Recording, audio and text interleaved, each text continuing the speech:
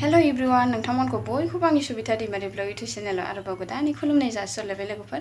आसा खालामो नोंथांमोनहा दिनैनि आंनि ब्लगखौ जोबजासे नायलांगोन होननानै दिनै मानि सायाव ब्लग लाबोदों होनोबा लोगोफोर आं दा दखानाव दंफैयो ओमफ्राय दखानाव माने सासे आगै खानाय बानायजानो फैनो नागिरदों नालाय आं नोंथांमोननि सिगाङाव ब्लगखौनो रेगुलार लाबोनो हायाखै लोगोफोर। आं जोबोद दुखु मोनगासिनो आरोना लाबोनो हायाखै।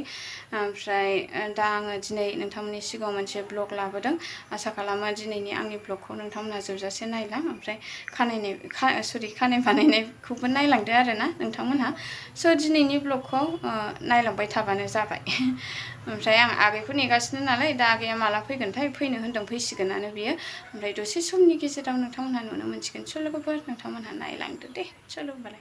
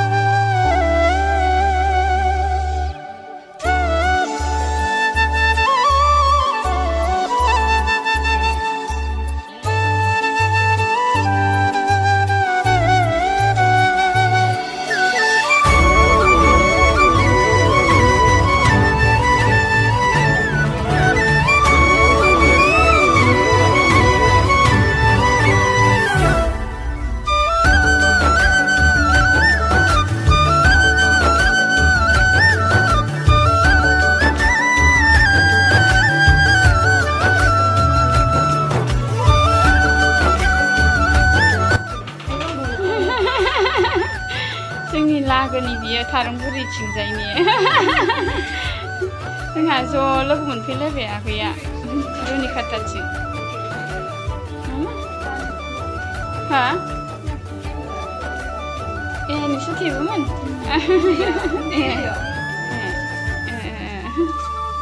एकदम टेपखौ बायनो लांफिनदोब्रा मा जाखोनाय ख्रि ख्रि ख्रि ख्रि टेबजोबदोब्रा